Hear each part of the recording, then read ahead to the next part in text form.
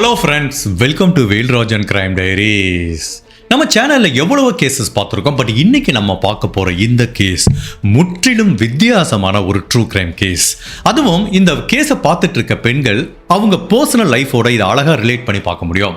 நீங்கள் இந்த மாதிரி ஒரு நிகழ்வை உங்கள் வாழ்க்கையில் ஒரு டைமாவது ஃபீல் பண்ணியிருப்பீங்க. ஸ்கூல் படிக்கும் போதோ, இல்லை காலேஜ் படிக்கும் போதோ, இல்லைன்னா வேலைக்கு போகிற இடத்துல, இல்லை திருமணமான பெண்கள் கூட இந்த மாதிரி ஒரு நபரையோ இந்த மாதிரி ஒரு நிகழ்வையோ உங்கள் வாழ்க்கையில் கடந்து வந்திருப்பீங்க.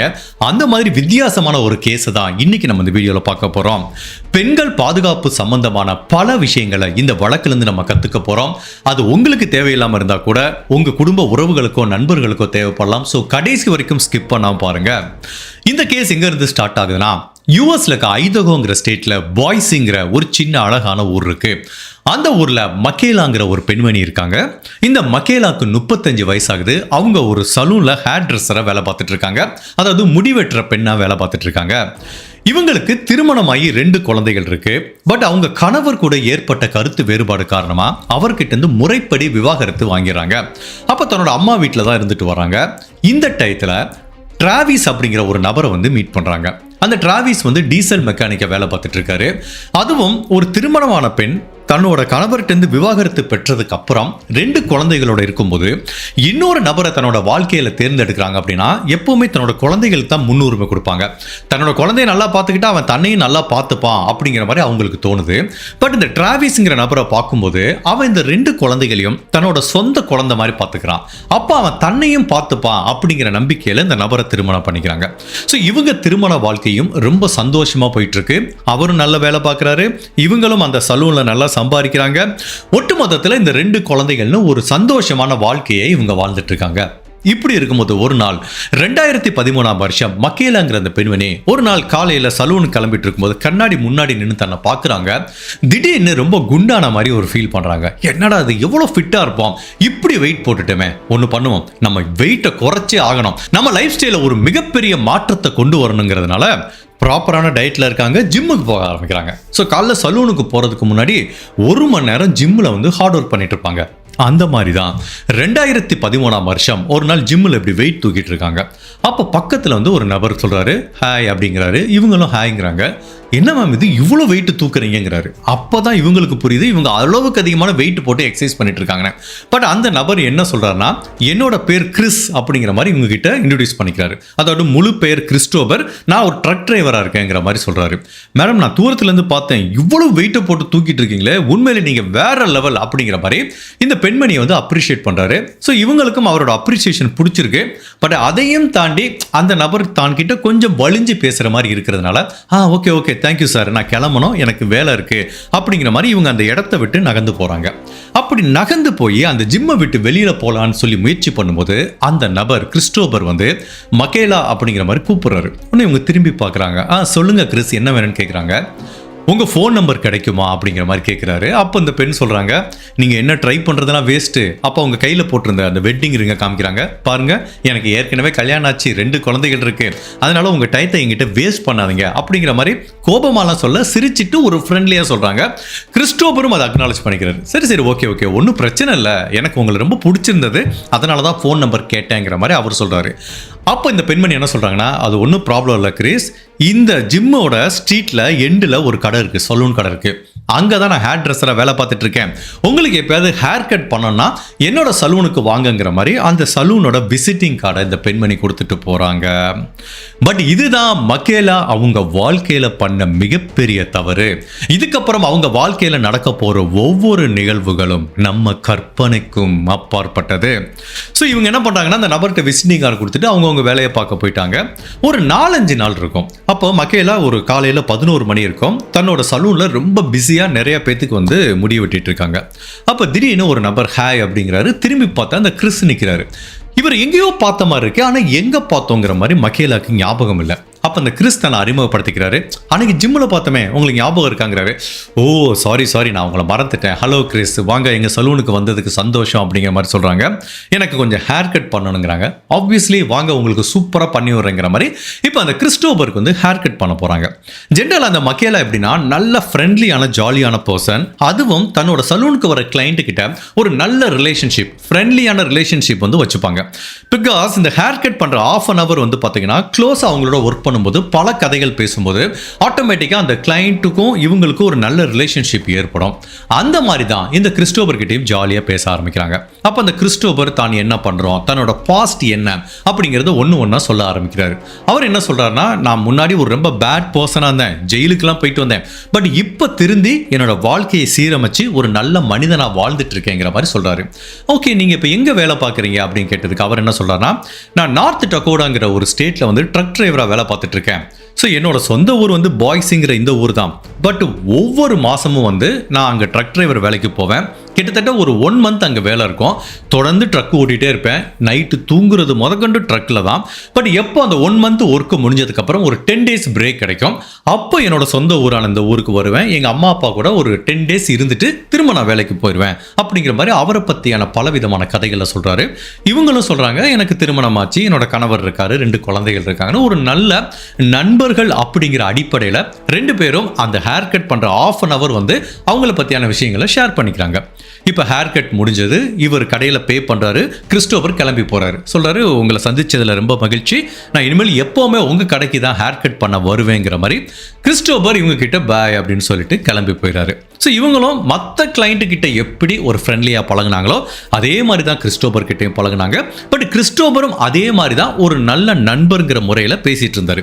இது வரைக்கும் இவங்களுக்குள்ள ஒரு நல்ல ஒரு நண்பர்கள், ஒரு ஃப்ரெண்ட்ஷிப் அப்படிங்கிற ஒரு உறவு தான் டெவலப் ஆகிட்டு வருது. ஸோ கிறிஸ்டோபர் ஏற்கனவே சொன்ன மாதிரி ஒவ்வொரு மாதமும் இந்த ஊருக்கு வருவார். வர்றப்பெல்லாம் ஒரு 4 to 6 weeks ஒருக்க இவங்க கடையில் வந்தால் முடி வெட்டிட்டு போவார்.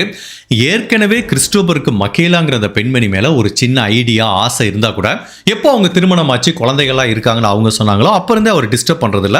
ஸோ ஒவ்வொரு டைம் சலூனுக்கு வந்துட்டு போனால் கூட அவர் அந்த லிமிட்டை தாண்டதில்ல. அந்த ஃப்ரெண்ட்ஷிப் அப்படிங்கிற ஒரு எல்லை கோட்டுக்குள்ளே தான் அவங்களோட உறவு இருந்துட்டு இருக்கு. ஈவன் இதை மகேலா அதை தான் விரும்புகிறாங்க. அவங்களும் எந்த டயத்திலையும் இந்த கிறிஸ்டோபருங்கிற நபர்கிட்ட ஒரு அசௌகரியமாக ஃபீல் பண்ணதே கிடையாது. ஸோ இப்படி ஒரு நல்ல ஃப்ரெண்ட்ஷிப் போயிட்டு இருக்கு. நிறைய கிளைண்ட் கூடயும் ஃப்ரெண்ட்ஷிப் வச்சுக்கிறாங்க. அவங்க திருமண வாழ்க்கையும் நல்லா போயிட்டு இருக்கு. இந்த நேரத்தில் 2014ஆம் வருஷம் அவங்க திருமண வாழ்க்கையில் நிறைய விரிசல் விலக ஆரம்பிக்குது. கணவன் மனைவிக்குள்ள எப்போ நிறைய பிரச்சனை வரும்னா, இல்லீகல் அஃபேருங்கிறது வேற கேஸ். பட் நார்மலாகவே பார்த்தீங்கன்னா அவங்களுக்குள்ள ஒரு நிறைய முரண்பாடு எப்போ வரும் அப்படின்னா, நிறைய ஈகோ வரும். நீ சொல்றது கரெக்ட், நான் சொல்றது கரெக்ட் அப்படிங்கிற மாதிரி கருத்து வேறுபாடுல தான் நிறைய பேர் கணவன் மனைவி பிரியறதுக்கு சான்ஸ் இருக்கு. அந்த மாதிரி தான் மகேலாவுக்கும் அவங்க கணவர் டிராவிஸுக்கும் நிறைய கருத்து வேறுபாடு ஏற்படுது.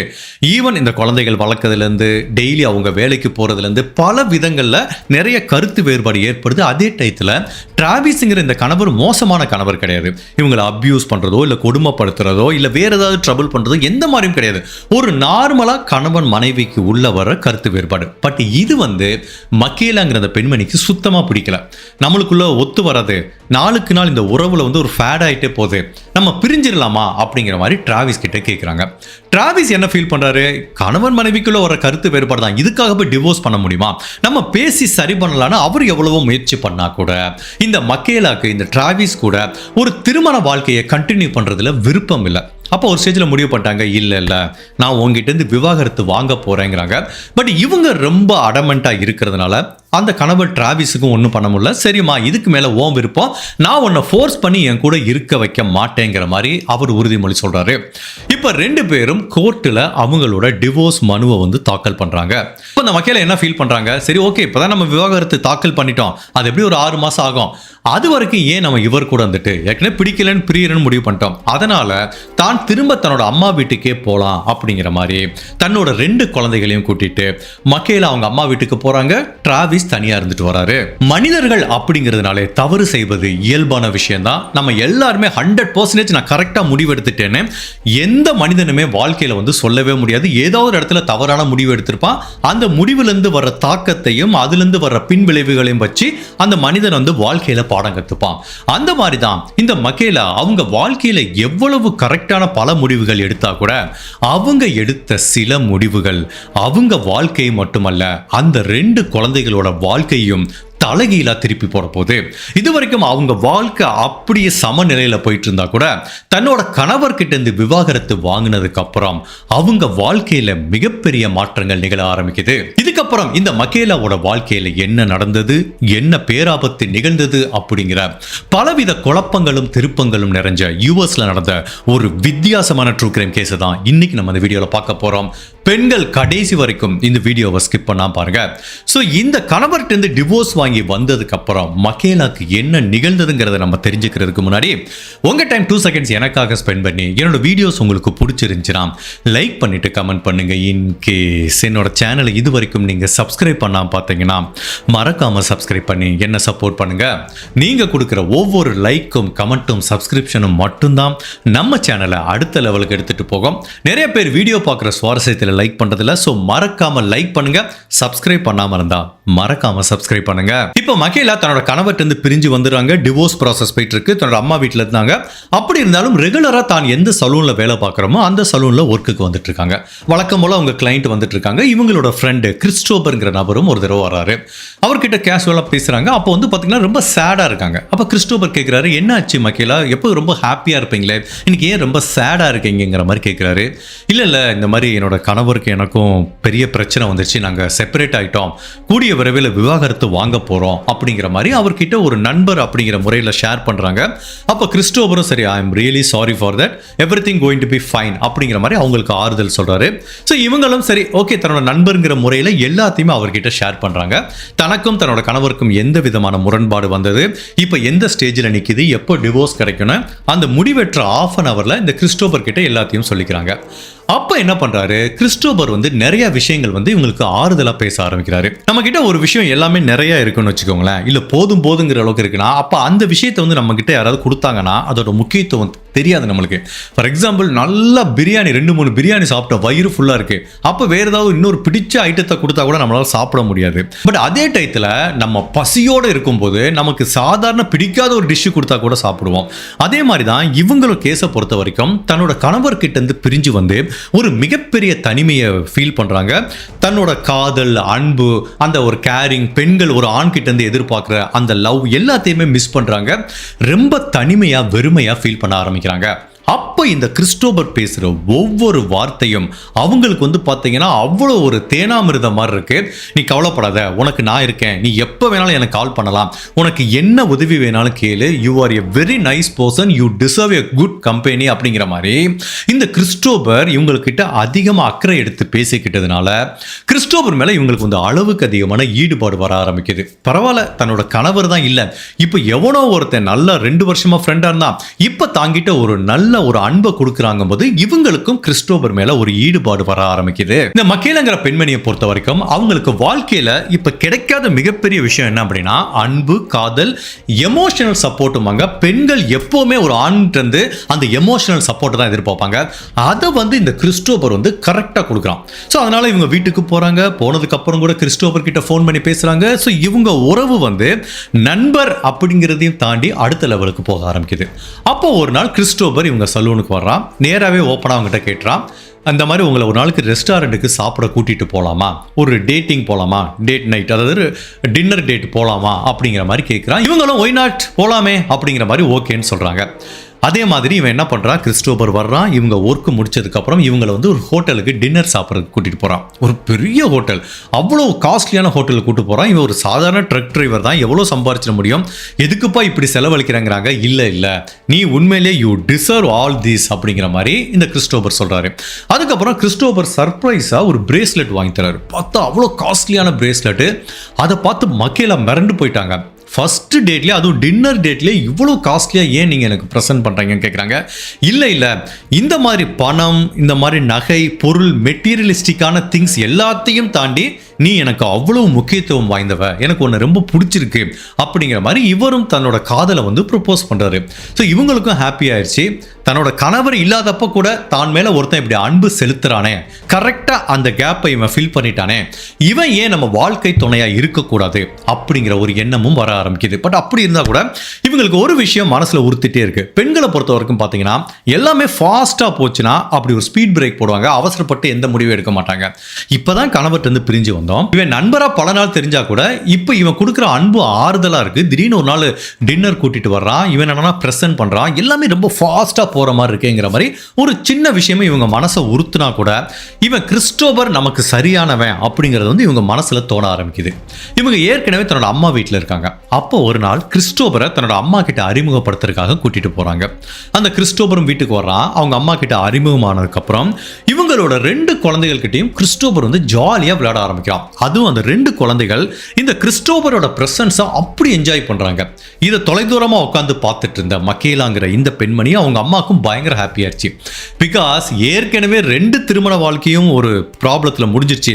இப்போ 3வது திருமணம் பண்ணிக்க போற அந்த நபரும் இந்த குழந்தைகளை நல்லா பார்த்துக்கிறவனா இருக்கணும், அவன் கண்டிப்பா தன்னோட பொண்ணை நல்லா பார்த்துப்பாங்கிற மாதிரி அந்த அம்மாவும் ஃபீல் பண்றாங்க.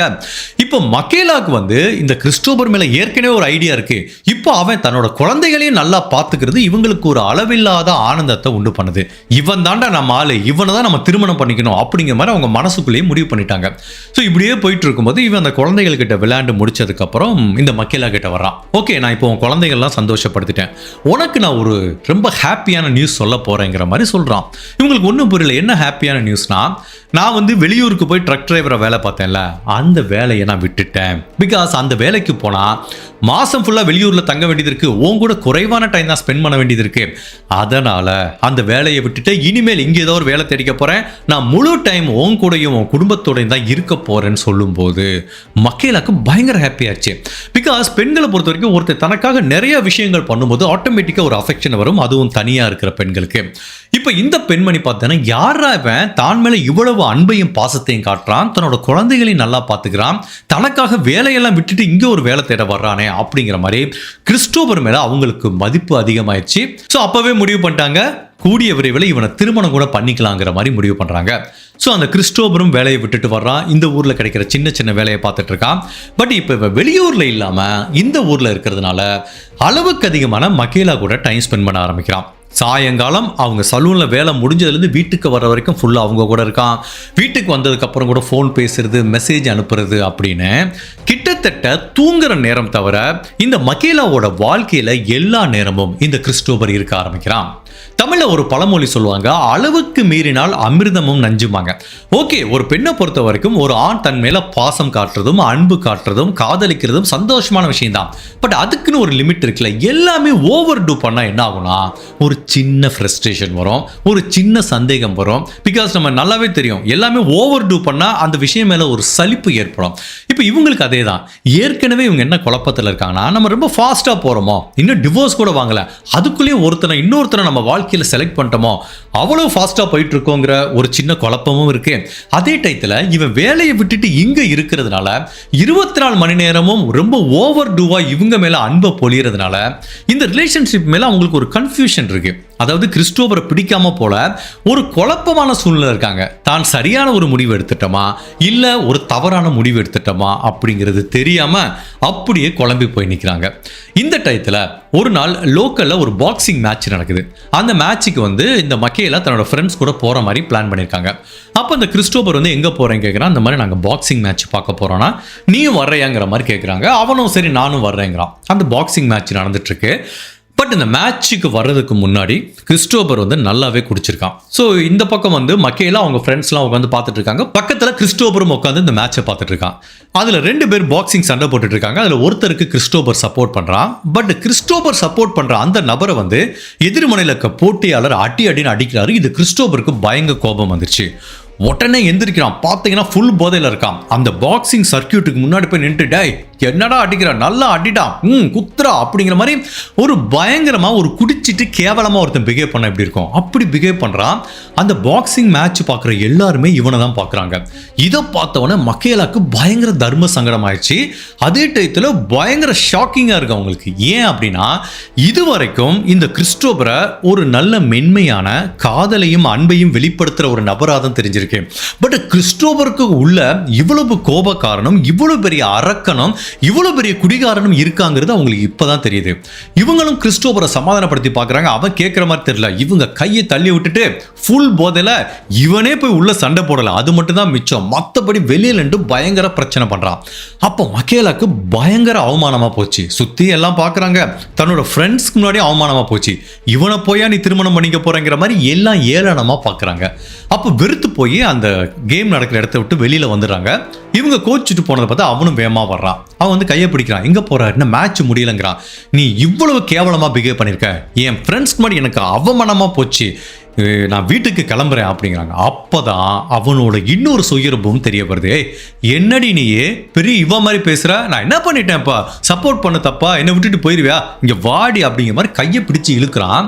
இது வரைக்கும் அந்த கிறிஸ்டோபரோட முகத்தை வேற மாதிரி பார்த்திருக்காங்க. அவனோட உண்மை முகம் இப்பதான் தெரிய வர ஆரம்பிக்குது. அவ்வளவு கொடூரமா கோவமா இவங்க கையை பிடிச்சு இழுக்கிறாங்க. அதுல வந்து ஒரு ஆண்கிற ஒரு அகங்காரம் இருக்கு. நீ எனக்கு கீழே இருக்கிறவா அப்படிங்கிற ஒரு திமிர்த்தனம் இருக்கிறத பாக்குறாங்க. அப்ப இவங்க வேகமா கையை உதறிட்டு போறாங்க. அப்போ அவங்க சொல்றான், எங்கடி போற, எங்க போவ, என்கிட்ட தானே வரணும், பார்த்துடலாம் அப்படிங்கிற மாதிரி சொல்லிட்டு அவனும் கோச்சிட்டு போயிட்டான். இவங்களும் போயிட்டாங்க. அன்னைக்கு ஃபுல்லா நைட்டு வீட்டுக்கு வந்து தூங்கவே இல்லை. இவங்களுக்கு ஏற்கனவே தான் எடுத்த முடிவு சரியா தப்பான்னு தெரியல. இப்ப கிறிஸ்டோபரோட உண்மையான முகத்தை பார்த்ததுக்கு அப்புறம் இல்ல இவன் நமக்கானவே இல்லை, இந்த மாதிரி ஒரு கேரக்டர் நம்மளுக்கு ஒத்தே வராதுங்கிற மாதிரி முடிவு பண்றாங்க. அப்ப ரொம்ப சேடா உட்காந்துட்டு இருக்கும்போது அவங்க அம்மா வந்து கேட்கறாங்க, என்ன ஆச்சுன்னு கேட்கும்போது நடந்த எல்லாத்தையும் சொல்றாங்க. அப்ப அவங்க அம்மாவும் அதான் சொல்றாங்க, எனக்கு என்னமோ முதல்ல இருந்தே ஒரு பேடான ஃபீலிங் இருந்துட்டே தான் இருக்கு, இவன் நம்மளுக்கு வேணாம், கட் பண்ணி விட்டுறலாம் அப்படிங்கிற மாதிரி முடிவு பண்றாங்க. சரி ஓகேப்பா, நான் பிரேக்கப் பண்ணிக்கலாங்கிற மாதிரி முடிவு பண்றாங்க. அப்போ அந்த கிறிஸ்டோபர் கிட்ட இருந்து ஒரு மெசேஜ் வருது, இப்போ எங்க இருக்க, உன்னை மீட் பண்ணணுங்கிற மாதிரி. இவங்க உடனே ஒரு மெசேஜ் அனுப்புறாங்க, நேத்து நடந்த ஒரு இன்சிடென்ட்டுக்கு அப்புறம் இந்த உறவை நான் கண்டினியூ பண்ண விரும்பல, இதுதான் உனக்கு நான் அனுப்புற கடைசி மெசேஜ், இதுக்கப்புறம் என்கிட்ட பேசாத, நம்ம பிரேக்கப் பண்ணிக்கலாங்கிற மாதிரி ஒரு மெசேஜ் அனுப்புறாங்க. அப்போ மகேலா என்ன நினைச்சுக்கிட்டாங்க, இதுதான் இந்த உறவோட முடிவு, இதோட முடிஞ்சு போச்சு அப்படின்னு நினைச்சாங்க. பட் மகேலாவோட வாழ்க்கையில நடக்க போற ஒவ்வொரு கொடுமைக்கும் துயரத்துக்கும் இதுதான் ஒரு ஆரம்ப புள்ளி அப்படிங்கிறது அவங்களுக்கு தெரியல. ஸோ இந்த மெசேஜ் அனுப்பிச்சிட்டு அவ்வளோதான் முடிஞ்சு போச்சு நினைச்சா அவங்ககிட்ட இருந்து பதிலுக்கு ஒரு மெசேஜ் வருது. என்னடி சொல்ற, நீ சொன்னா பிரேக்கப் பண்ணிட முடியுமா, அதை நானும் முடிவு பண்ணணும், நீ எப்படி முடிவு பண்ணணும் அப்படிங்கிற மாதிரி ஆக்ரோஷமா ஒரு மெசேஜ் அனுப்புறான். இதை பார்த்த உடனே இவங்களுக்கு அள்ளு விட்டுருச்சு. அப்பதான் அவங்களுக்கு புரியுது, இவன் ஏதோ பிரேக்கப் பண்ணிட்டு போனா கண்ணை தொடச்சிட்டு போற கேரக்டர் கிடையாது, இவன் உண்மையிலேயே வீடு தேடி வந்து பிரச்சனை பண்ற கேரக்டர்னு தெரியுது. இப்போ அடுத்து என்ன பண்றான், கால் பண்றான். உடனே இவங்க ஃபோனை எடுக்கிறாங்க. நான் ஏற்கனவே சொல்லிட்டேன், எனக்கு உன்னை பிடிக்கல, இதுக்கப்புறம் நம்ம உறவு கண்டினியூ பண்ண வேணாம்னு ஃபோன்லேயே சொல்கிறாங்க. நீ என்னடி சொல்கிறது, என்னமோ ஒரு நாள் பாக்ஸிங் கூட்டு போ, இவ்வளோ நாள் சுற்றுனேல, இப்போ என்ன உனக்கு திடீர்னு என்னை பிடிக்காம போச்சு, நீ சொன்னால் உன்னை விட்டு நான் பிரிஞ்சு போயிடுவேனா, முடியவே முடியாது, நீ எனக்கு கடைசி வரைக்கும் வேணும் அப்படிங்கிற மாதிரி சொல்கிறான். இவங்க டக்குன்னு கோபத்தில் ஃபோனை வச்சுறாங்க. திரும்பவும் ஃபோன் பண்ணுறான். அப்பவும் இதான் சொல்கிறாங்க. அப்போ அடுத்த டைம் அவனோட பேச்சே மிரட்டல் தோணியில் இருக்கு. திரும்பவும் கட் பண்ணிடுறாங்க.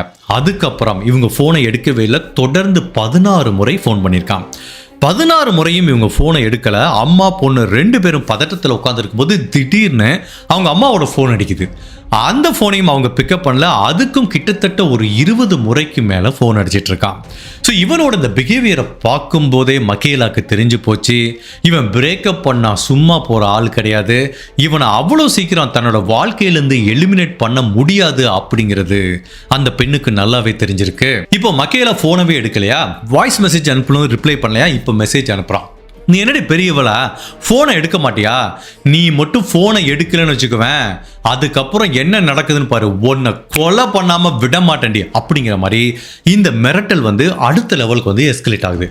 இவங்களுக்கு ஒரு பயங்கர பயம் வருது. அதே டயத்தில் ஒரு பயங்கரமான குற்ற உணர்ச்சி ஏற்படுது.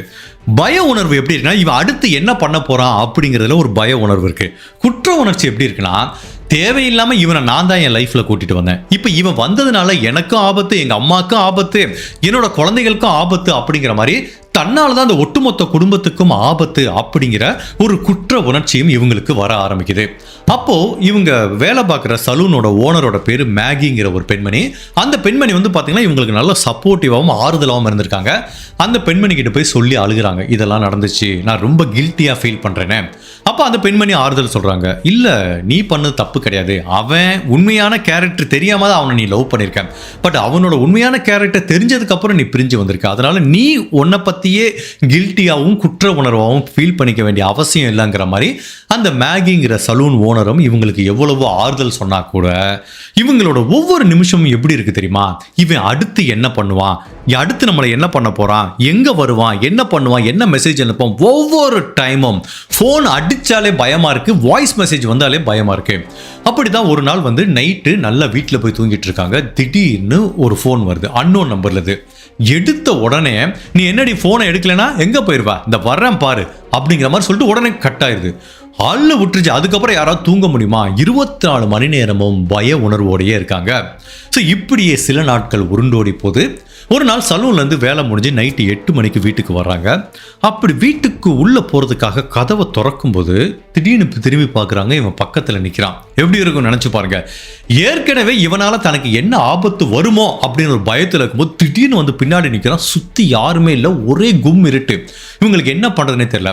அப்பவும் தைரியத்தை வரவழைச்சிட்டு சொல்கிறாங்க, சி கிறிஸ்டோபர், புரிஞ்சுக்கோ, உன்னோட கேரக்டருக்கு என்னோட கேரக்டருக்கு செட் ஆகாது, என்னை தயவு செய்து லீவ் மீ அலோன், ஃப்ரீயா விட்டுருங்கிறாங்க. அப்போ அவன் என்ன சொல்றான், இது வரைக்கும் கோவமா பேசிட்டு இருந்தவன் இப்போ கெஞ்ச ஆரம்பிக்கிறான். நீங்க நிறைய அந்த கேரக்டர்லாம் பார்த்துருப்பீங்க, கோவப்படுவானுங்க, காலில் விழுற மாதிரி கெஞ்சுவாங்க, அந்த மாதிரி இவனும் கெஞ்சுறான், கையெடுத்து கும்பிட்றான். சரி சரி, நான் பண்ணதெல்லாம் தப்பு தான், நான் அந்த மாதிரி கோபப்பட்டுருக்கூடாது, குடிச்சிட்டு ஏதோ பண்ணிட்டேன், உன்னை மிரட்டிட்டேன், நீ இது வரைக்கும் நடந்த எல்லாத்தையும் மன்னிச்சிரு, நான் இனிமேல் ஒரு நல்ல மனுஷனா இருப்பேன், எனக்கு நீ வேணும் அப்படிங்கிற மாதிரி இவன் கெஞ்சி கதறான், காலில் விழாத குறையா. அப்ப கூட இவனை நம்புறதுக்கு அவங்க ரெடியா இல்ல கிறிஸ்டோபர், நமக்கு ஒத்தே வராது அப்படின்னு சொல்லி கோவமா கதவை பூட்டிட்டு போயிடுறாங்க. அப்படி கதவை பூட்டிட்டு வீட்டுக்குள்ள போனா கூட அவங்களுக்கு பயமா இருக்கு, இவன் அடுத்து என்ன பண்ணுவான், கதவை உடைச்சி வீட்டுக்குள்ள வந்துருவானு. உடனே பதட்டமா ஸ்கிரீனை தள்ளி தள்ளி பாக்குறாங்க, அவன் இருக்கானா போயிட்டானு. பட் அவன் ஒரு குழப்பமான சூழ்நிலையில அவனோட காரை எடுத்துட்டு போறான். அதுக்கப்புறம் தான் இவங்களால நிம்மதியா தூங்க முடிஞ்சது. இந்த கேஸை பாத்தீங்கன்னா அவனோட எஸ்கலேஷன் வந்து கொஞ்சம் கொஞ்சம் அதிகமாயிட்டு இருக்கு. ஃபர்ஸ்ட் டெக்ஸ்ட் மெசேஜ், அதுக்கப்புறம் காலு, மிரட்டல்ல வாய்ஸ் மெசேஜ், அதுக்கப்புறம் பாத்தீங்கன்னா வீட்டுக்கு வந்து மிரட்டுறது, இப்போ அடுத்து அவங்க வேலை பார்க்குற இடத்துக்கே வந்துடுறான். இவங்க வந்து ஒரு கிளைண்ட்டுக்கு வந்து ஹேர் கட் பண்ணிட்டு இருக்காங்க. திடீர்னு பின்னாடி வந்து நிற்கிறான், மிரண்டு போயிட்டாங்க. மகேலா கொஞ்சம் வெளியில பா, உங்ககிட்ட பேசணுங்கிறாங்க. அவங்க சொல்றாங்க, நான் பேச விரும்பலங்கிறாங்க. இப்படி இவங்க 2 பேரும் சண்டை போறதை பார்த்துட்டு அந்த கிளைண்ட் மிரண்டு போயிட்டாங்க. ஜஸ்ட் அவங்க திங்க் பண்ணி பாருங்க, என்னடா அது முடிவெற்ற வேண்டிய இடத்துல யாரோ 2 பேர் சண்டை போடுறாங்க, நம்மளுக்கு ஏதாவது பேராபத்து வந்துருமோனா அங்க சலூனுக்கு ஒரு கிளைண்ட்டுக்கும் ஒரு பதட்டம் வர ஆரம்பிக்குது. அப்போ இந்த சலூனோட ஓனர் மேகிங்கிற பெண்மணி என்ன சொல்றாங்க, இங்க பாரு கிறிஸ்டோபர், இங்க வந்து எந்த பிரச்சனையும் பண்ற வேலை வச்சுக்காத, ஒழுங்கா வெளியில போங்கிற மாதிரி சொல்றாங்க. மகேலாவும் சொல்றாங்க. அப்ப இவனுக்கு வேற வழி தெரியாம வெளியில போறான். அப்படி அரை மனசா வெளியில போறான். பட் இவங்க என்ன சொல்லி அனுப்புறாங்க, இப்ப நீ வெளியில போல போலீஸுக்கு தகவல் கொடுத்துருவேங்கிற மாதிரி. அதனால வேற வழி இல்லாம வெளியில போறான். இவங்க வந்து எப்படியோ அந்த கிளைண்ட்டோட ஹேர் கட்டிங்கை முடிச்சுட்டு அந்த சலூன்ல ஒரு தனியா ஒரு ரூம் இருக்கும், போய் கதறி அழுகுறாங்க, என்ன பண்றதுனே தெரியல. அப்ப அந்த மேகிங்கிற சலூன் ஓனர் வந்து எவ்வளவோ ஆறுதல் படுத்துறாங்க.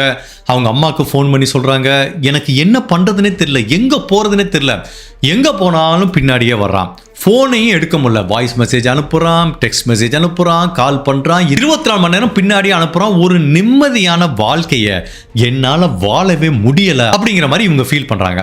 அப்போ இந்த மேகிங்கிற சலூன் ஓனரும் அவங்க குடும்ப உறவுகளும் என்ன சொல்றாங்க, இதுக்கு மேல இவனை வந்து நம்ம ஹேண்டில் பண்ண முடியாது, நம்ம போலீஸ் கிட்ட போவோம், போலீஸ் கிட்ட போய் ப்ரொடெக்ஷன் ஆர்டர் வாங்குவோங்கிறாங்க. அது ப்ரொடெக்ஷன் ஆர்டர்னா இந்த நபர் மூலமா தனக்கு ஆபத்து இருக்கு, இவன் என் பக்கத்திலே வரக்கூடாது அப்படிங்கிற மாதிரி நம்ம வந்து சட்ட ரீதியா ஒரு ஆர்டர் வாங்கி வச்சுக்கிறது. சரி, ப்ரொடெக்ஷன் ஆர்டர் வாங்கலான்னு முடிவு பண்ணி இவங்க நேராக போலீஸ் ஸ்டேஷனுக்கு போறாங்க. அங்க போய் நடந்த எல்லாத்தையும் சொல்றாங்க. அப்ப அவங்க கேட்குறாங்க, நீங்களும் இந்த கிறிஸ்டோபரும் ஒரு லிவிங் ரிலேஷன்ஷிப்ல இருந்தீங்களா கேட்டா, இல்ல நாங்க ஒரு 10 நாள் தான் டேட் பண்ணோங்கிறாங்க. ஸோ இது வரைக்கும் நீங்க ஒன்னாவே இருந்ததுல 10 நாள் தான் டேட் பண்ணிருக்கீங்க, அதுக்கப்புறம் பிரிஞ்சிட்டீங்க அப்படிங்கிற மாதிரி கேட்குறாங்க. ஆமா அப்படிங்கிற மாதிரி இவங்க சொல்றாங்க. அப்போ அமெரிக்காவில் ஒவ்வொரு ஸ்டேட்டுக்கும் ஒரு சட்டத்திட்டம் இருக்கும். ஒவ்வொரு ஸ்டேட்லையும் கொலைக்கும் சரி, இந்த மாதிரி ஸ்டாக்கிங்க்கும் சரி, கடத்தல் வழக்குக்கும் அதில் கொடுக்கப்படுற தண்டனைகளும் சட்டத்திட்டங்களும் வேறுபட்டு இருக்கும். பட் இவங்க இருக்க ஐதகோங்கிற ஸ்டேட்டில் வந்து அப்போ ஸ்டாக்கிங்க்கு வந்து, அதாவது ஒருத்தவங்க நம்மளை பின்தொடர்ந்து பிரச்சனை பண்ணுறாங்கன்னா அதில் சட்டத்திட்டம் எப்படி இருக்குன்னா, இப்போ ஒரு ஆண் தன்னை ஸ்டாக் பண்ணுறான் அப்படின்னா அவனுக்கு அகெயின்ஸ்டாக எப்படி ப்ரொடெக்ஷன் ஆர்டர் வாங்க முடியும் அப்படின்னா, எவன் பின்தொடரானோ அவங்க கூட இந்த பெண் ஏற்கனவே ஒரு ரிலேஷன்ஷிப்பில் இருந்திருக்கணும். அது நம்பர் 1 கண்டிஷன். 2வது, அந்த ரிலேஷன்ஷிப் வந்து மினிமம் 30 டேஸாவது இருந்திருக்கணும். அப்போதான் ப்ரொடெக்ஷன் ஆர்டர் வாங்க முடியுங்கிற மாதிரி சட்டத்திட்டம் இருக்கு. பட் ஏற்கனவே இவங்க லிவிங் டுகெதர் ரிலேஷன்ஷிப்ல இல்லை, சரி டேட்டிங் பண்ணா கூட ஒரு வாரம் தான் டேட்டிங் பண்ணியிருக்காங்க. அதனால அந்த ஸ்டேட்டோட சட்டத்திட்டத்தின்படி மக்கேலா இந்த கிறிஸ்டோபருக்கு அகைன்ஸ்டா ப்ரொடெக்ஷன் ஆர்டர் வாங்க முடியாத ஒரு சூழ்நிலை இருக்கு. அப்போ இவங்களே தன்னோட தலைவிதியை நொந்துக்கிறாங்க. சரி ஓகே, இப்போ சட்டமும் தனக்கு ஹெல்ப் பண்ணல, இனிமேல் கடவுள் தான் ஹெல்ப் பண்ணணும், கடவுள் தான் இவனை தன்னோட வாழ்க்கையிலிருந்து அப்புறப்படுத்தணும் அப்படிங்கிற மாதிரி கடவுள் மேல பாரத்தை போட்டு தன்னோட ரெகுலரான வேலைகளை பார்க்க ஆரம்பிக்கிறாங்க. பட் இவங்க ப்ரொடெக்ஷன் ஆர்டர் வாங்க முடியலங்கிறதுனால அந்த கிறிஸ்டோபருக்கு வந்து இதை பத்தி தகவல் தெரிஞ்சு அவனுக்கு வந்து இது ஒரு பெரிய அட்வான்டேஜ் ஆச்சு. பட் என்னதான் ஆர்டர் வாங்க முடியாம இருந்தா கூட போலீஸ் அவனுக்கு ஃபோன் பண்ணி சில வார்னிங் கொடுத்துருக்காங்க, அந்த பெண் பக்கத்துல போகக்கூடாதுன்னு. பட் அந்த வெர்பலான வார்னிங் வந்து ஒண்ணுமே பிரச்சனை இல்லை. போலீஸ் சொன்னாங்க, கேட்டாங்க, அதெல்லாம் இல்லை. சட்டத்தில் இடம் இருக்கா, ப்ரொடெக்ஷன் ஆர்டர் இருக்கா, இல்லை அப்போ நான் அந்த பெண்ணை டார்ச்சர் தான் பண்ணுவேங்கிற மாதிரி இவன் தொடர்ந்து பின்தொடர்ந்துட்டு இருக்கான். அப்போ ஒரு ஸ்டேஜில் இந்த மக்கேலா என்ன ஃபீல் பண்ணுறாங்கன்னா, நம்ம யாருமே இல்லைங்கிறதுனால தான் இவன் பின்தொடரான், தனக்கும் தன்னோட கணவருக்கு இன்னும் டிவோர்ஸ் ஆகலைல, நம்ம ஏன் தன்னோட கணவர் கூடயே போய் திரும்ப உதவி கேட்கக்கூடாதுன்னு ஒரு ஐடியா வருது. அப்போ ஒரு நாள் தன்னோட கணவரை பார்க்க போகிறாங்க. இவங்க டிவோர்ஸ் ஆகிறதுக்கு முன்னாடி வந்து ஒரு துப்பாக்கி வச்சுருந்துருக்காங்க. அந்த துப்பாக்கி இருக்கான்னு கணவர்கிட்ட கேட்குறாங்க. அப்போ அவர் கேட்குறாரு, உனக்கு எதுக்கு இப்போ துப்பாக்கிங்கிறாங்க. இல்லை என்னோட ப்ரொடெக்ஷனுக்கு வேணும், அந்த துப்பாக்கி கிடைக்குமான்னு கேட்குறாங்க. இல்லை அதை நான் அப்போவே வித்துட்டேங்கிறாங்க. அப்போ அந்த கணவர் கேட்குறாரு, சரி உனக்கு என்ன பிரச்சனை, எந்த ஹெல்ப் வேணாலும் கேளு, நான் பண்ணுறேங்கிறாரு. இவங்களுக்கு வந்து சொல்கிறதுக்கு ரொம்ப தயக்கமாக இருக்குது. இல்லை நம்ம டிவோர்ஸ் அப்ளை பண்ணதுக்கப்புறம் எனக்கு இந்த மாதிரி ஒரு கிளைண்ட்டாக ஒரு நபர் வந்தால் அவங்களோட ஒரு பழக்கம் ஏற்பட்டுச்சு, அவனோட கேரக்டர் சுயரூபம் தெரிஞ்சதுக்கப்புறம் என்னை பயங்கரமாக பிரச்சனை பண்ணுறான், எனக்கு உதவி வேணும் அப்படிங்கிற மாதிரி கேட்குறாங்க. அப்போ அந்த டிராவிஸ்ங்கிற கணவர் என்ன சொல்கிறாரு, நீ ஒன்றும் கவலைப்படாத, நம்மளுக்கு இன்னமே டிவோர்ஸ் ஆகலை, இப்போ வரைக்கும் நீ என் மனைவி தான், அதனால் உன்னை நான் நல்லா பார்த்துப்பேன், நீ வந்து இந்த பிரச்சனை தீர்ற வரைக்கும் உன்னோட குழந்தைகளை கூட்டிகிட்டு இங்கே வா, ஏன் கூட இரு, உனக்கு நான் சேஃபாக நீ ஃபீல் பண்ணுவேங்கிறாங்க. உண்மையிலே தன்னோட அம்மா வயசானவங்க கூட இருக்கிறத விட தன்னோட கணவர் கூட இருக்கிறது சேஃப்டிங்கிற மாதிரி தன்னோட 2 குழந்தைகளை கூட்டிகிட்டு இப்போ இந்த கணவர் வீட்டுக்கு வந்துடுறாங்க. இப்போ இவன் என்ன பண்ணுறான், இதை நோட் பண்ணிட்டே இருந்தவன் இது வரைக்கும் அந்த பெண் தன்னை இக்னோர் பண்ணுறதே தாங்க முடியல, இப்போ திரும்ப அவள் கணவர் கூட போய் சேர்ந்துட்டாலே அப்படிங்கிற கோபத்தை இவனால் அக்செப்ட் பண்ணிக்கவே முடியல. இவங்க அவன் கால் பண்ணால் எடுக்க மாட்டேங்கிறாங்க. அப்போ ஒரு வாய்ஸ் மெசேஜ் அனுப்புகிறான், என்னடி திரும்ப அவங்க கூட போய் சேர்ந்துட்டியா, நீ பாரு அவன் கூட போய் நீ சேர்ந்தேல, அதுக்கு நீ கொடுக்க போகிற விலை வந்து கற்பனைக்கும் அப்பாற்பட்டது, உன்னை கொலை பண்ணாமல் விட மாட்டேன்டி அப்படிங்கிற மாதிரி ஒரு வாய்ஸ் மெசேஜ். இதை பார்த்து பயங்கரமாக மிரண்டு போயிட்டாங்க. அவங்க கணவர்கிட்டையும் காமிக்கிறாங்க. அவர் என்ன சொல்கிறாரு, இதெல்லாம் நீ இக்னோர் பண்ணு, பார்க்கலாம் அவன் என்ன பண்ணுறான்ட்டு. அப்போ ஒரு நாள் இவங்க வேலை விட்டு வீட்டுக்கு வர்றாங்க, குழந்தைகளை தூங்க வச்சிடறாங்க. இவங்க லிவிங் ரூமில் உட்காந்து டிவி பார்த்துட்டு இருக்காங்க. அவங்க கணவர் வந்து கிச்சனில் ஏதோ வேலை பார்த்துட்டு இருக்கும்போது கிச்சனில் ஒரு விண்டோ இருக்கும். அந்த விண்டோவுக்கு பின்னாடி பார்த்தீங்கன்னா கார்டன் இருக்கும். அவருடைய பாத்திரம் கழுவிட்டே திடீர்னு நிமிந்து பார்க்குறாரு, அந்த கிச்சன் விண்டோவில் இவன் நின்றுட்டு இருக்கான். இவருக்கு பயங்கர ஷாக் ஆயிடுச்சு. உடனே கூப்பிட்றாரு, மக்கேலா நீ குழந்தைய கூட்டிட்டு சேஃப்டியா பெட்ரூம்ல போய் லாக் பண்ணிக்கணும். இந்த கணவர் துப்பாக்கி கையில் எடுத்துட்டு உடனே கதவை திறந்துட்டு அவனை போய் மீட் பண்ண போறாரு. அவன் ஆள் அதுக்குள்ளேயே எஸ்கேப் ஆயிட்டான். ஸோ அப்போவே இந்த கணவன் மனைவிக்கு 2 பேத்துக்கு புரிஞ்சு போச்சு, இவன் இப்போ நம்ம வீட்டுக்கு வந்துட்டான், நீ இங்கே வந்தது அவனுக்கு தெரிஞ்சு போச்சுங்கிறதுனால இப்போ அவன் வந்து பல மிரட்டல் எஸ்எம்எஸ் கொடுத்துருக்கான், மிரட்டல் வாய்ஸ் மெசேஜ் கொடுத்துருக்கான், உன்னை கொலை பண்ணாமல் விட மாட்டேன்னு கொடுத்துருக்கான். நம்ம ஏன் இதை ஆதாரமாக வச்சு இப்போ ப்ரொடெக்ஷன் ஆர்டர் வாங்கக்கூடாதுன்னு இப்போ இவங்க திரும்பவும் போலீஸ் ஆஃபீஸர்கிட்ட போகிறாங்க. சார் நீங்கள் ஏற்கனவே என்ன சொன்னீங்க, 30 நாள் ரிலேஷன்ஷிப்பில் இருந்தால் தான் ப்ரொடெக்ஷன் ஆர்டர் வாங்க முடியும். நீங்கள் சரி அது இல்லை, இப்போ பாருங்கள் கொலை மிரட்டல் கொடுக்குறான், இப்போயாவது எனக்கு ப்ரொடெக்ஷன் ஆர்டர் கொடுங்க அப்படிங்கிற மாதிரி கேட்குறாங்க. அப்போ போலீஸ் ஆஃபீஸர் சொல்கிறாங்க, சரி ஓகே இப்போ நாங்கள் தர்றோங்கிற மாதிரி ஒரு ஃபார்ம் கொடுத்து ஃபில் பண்ண சொல்கிறாங்க. இவங்களும் அந்த ஃபார்மை ஃபில் பண்ணிகிட்டே வராங்க. அப்போ ஒரு இடத்துல யார் உங்களை ஸ்டாக் பண்ணுறா அப்படிங்கிற பற்றியான தகவலை வந்து ஃபில் பண்ணணும். அந்த நபரோட பேர், அட்ரஸ், இவங்க பேர் எழுதிடுறாங்க கிறிஸ்டோபர்னா, அட்ரஸ் எழுத வராங்க, ஸ்டக் ஆகி நின்றுட்டாங்க. ஏன்னா இந்த மக்கேலாக்கு அந்த கிறிஸ்டோபரோட அட்ரஸே தெரியாது. அவன் எங்கே தங்கியிருக்காங்க கூட தெரியாது, அவன் லோக்கலில் எங்கே வேலை பார்க்குறாங்க கூட தெரியாது. போலீஸ் ஆஃபீஸர் என்ன சொல்கிறாங்க, பரவாயில்ல அவன் ஆஃபீஸ் அட்ரஸ் அந்த கூட எழுதுங்கிறாங்க. சார் எனக்கு எதுவுமே தெரியாதுங்கிறாங்க. அப்போ போலீஸ் ஆஃபீஸர் சொல்கிறாங்க, அம்மா அட்ரஸ் தெரியாமல் எப்படிமா இதை நாங்கள் ப்ரொடக்ஷனால் தர முடியும், நீங்கள் ஃபஸ்ட்டு அட்ரஸை தேடி எடுத்துகிட்டு வாங்க, அதுக்கப்புறம் நாங்கள் ப்ரொடக்ஷன் ஆர்டர் தர்றோங்கிறாங்க. இப்போவும் சரி ப்ரொடக்ஷன் ஆர்டர் வாங்க முடியாமல் இவங்களுக்கு அது ஒரு பயங்கர டிஸப்பாயின்மெண்ட்டில் முடியுது. அதே டயத்தில் எப்போ இவன் தன்னையும் தன்னோட கணவரையும் குழந்தையும் என்ன பண்ணுவான்னு தெரியாம ஒவ்வொரு நிமிடமும் ஒவ்வொரு நொடியும் மரண பயத்துல தான் இருந்துட்டு வராங்க. இப்படி இருக்கும்போது ஒரு நாள் சலூன்ல இந்த மக்கெல்லாம் ரொம்ப பிஸியா வேலை பார்த்துட்டு இருக்காங்க. அப்போ அந்த சலூனோட ஓனர் மேகிங்கிற பெண்மணியும் அவங்க கணவர் தாமஸ் அப்படிங்கிற இன்னொருத்தரும் இருக்காரு. ஸோ அவங்க மொத்தம் 3 பேர் இருக்கும்போது திடீர்னு இந்த கிறிஸ்டோபர் வர்றான். அதே மாதிரி வர்றான், மக்கேலா உங்ககிட்ட பேசணும், உடனே வெளியில வாங்குறான். இவங்க வந்து நான் பேசுறதுக்கு ரெடியா இல்லைங்கிறாங்க. அப்போ இந்த சத்தத்தை கேட்டு அந்த மேகிங்கிற பெண்ணோட கணவர் வர்றாரு. அவர் சொல்றாரு, டே நீ யாரு, இங்கே வந்து சலூன்ல பிரச்சனை பட்டிருக்கா, வெளிலப்படா அப்படிங்கிறாரு. அவர் போக மாட்டேங்கிறான். அப்போ வந்து இவங்க என்ன பண்றாங்க அப்படின்னா, இவன் வந்து சலூன்ல வந்து இவங்களுக்கு பிரச்சனை பண்றதை போட்டோ எடுக்க ஆரம்பிக்கிறாங்க. ஏன்னா அந்த போலீஸ் ஆஃபீஸர் ஏற்கனவே சொல்லியிருந்தாரு, அவன் எப்பயாவது உங்களை வந்து ஸ்டாக் பண்ணி பிரச்சனை பண்ணா அதை ஒரு போட்டோ எடுத்து வைங்க, அதை வச்சு நம்ம வந்து ரெஸ்ட்ரைனிங் ஆர்டர் வாங்கலாம் அப்படிங்கிற மாதிரி சொல்றாரு. உடனே இவன் வந்து சலூன்ல மிரட்டுறான், அந்த போட்டோ எடுக்க ஆரம்பிக்கிறாங்க.